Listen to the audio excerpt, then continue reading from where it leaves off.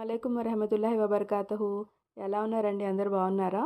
ఇవి చూడండి, sweet corn, green peas ఏ విధంగా మనం ఫ్రిడ్జ్లో స్టోర్ చేయాలో నేను మీకు చూపిస్తానండి. ఈజీ వేలో చాలా టైం వరకు మంచిగా పాడవకుండా ఉంటాయి. ఇవి నేను 1 kg గ్రీన్ పీస్ తీసుకున్నానండి. దీన్ని మొత్తం ఇలాగా వలిచి ఇలా సపరేట్ చేసి పెట్టుకున్నానండి. ఇప్పుడు దీన్ని చూడండి, హాట్ బాయిల్ వాటర్ ఉంటుంది కదండి, ఇలా బాయిల్ అవుతున్న వాటర్లో వేసి ఒక 5 minutes పెట్టండి. ఇక్కడ ఎక్కువ టైం పెట్టొద్దండి. 5 minutes పెట్టి ఒకసారి మిక్సప్ చేయండి. ఇలా కలర్ చేంజ్ అవుతుంది చూడండి. ఇలా కలర్ చేంజ్ అయినాక వెంటనే తీసి వాటిని వెంటనే ఆ వాటర్లోంచి తీయంగానే చిల్డ్ వాటర్లో వేయాలి. చిల్డ్ వాటర్లో వేసి ఒక 10 minutes పెట్టొచ్చు అండి. చిల్డ్ వాటర్లో ఎక్కువ టైం పెట్టొచ్చు. హాట్ వాటర్లో మట్టి 5 minutes పెట్టండి.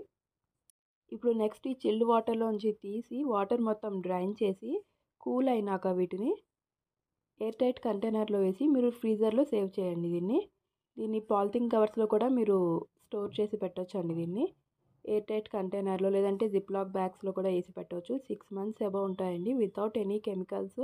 టేస్ట్ కూడా ఏమీ చేంజ్ అవ్వదు, స్టిక్కీనెస్ రాదు, ఇంకా ఫంగస్ రావడం, మొలకలు రావడం అట్లా ఏమి ఉండదండి. నేను ఈ విధంగానే స్టోర్ చేసి పెడతాను ఎవ్రీ ఇయర్. మంచిగా ఉంటాయి. నేను యూస్ చేసినాకే మీకు చెప్తున్నానండి ఈ విధంగా స్టోర్ చేయమని. స్వీట్ కార్న్ కూడా సేమ్ ప్రాసెస్లో మీరు సేవ్ చేయండి, మంచిగా ఉంటాయి. నా దగ్గర ఆల్రెడీ స్టోర్ అయినవి మీకు చూపిస్తాను చూడండి. నేను వేసి ఏ కర్రీ చేసుకున్నా సరే మీరు వెంటనే దాన్ని తీసి యూస్ చేసుకోవచ్చు అండి. ఇలా వేయంగానే విడివిడిగా వచ్చేస్తాయి, స్టిక్కీనెస్ అట్లా ఏమి ఉండదండి.